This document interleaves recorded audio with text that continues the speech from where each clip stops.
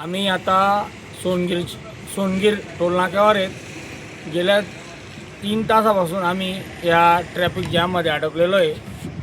सोनगीरला रस्त्याचं काम चालू असल्या कारणाने एकतर्फी वाहनांची रांग लागल्याने दुतर्फा वाहनांना येण्या जाण्यासाठी कुठलाही मार्ग नसल्याने आमच्यासह वाहनधारकांची सर्वसामान्य नागरिकांची गेल्या 6 वाजेपासून तर आता 9-8 वाजण्यात आले तरीही वाहनांना वाट मोकळी करता आली नाही।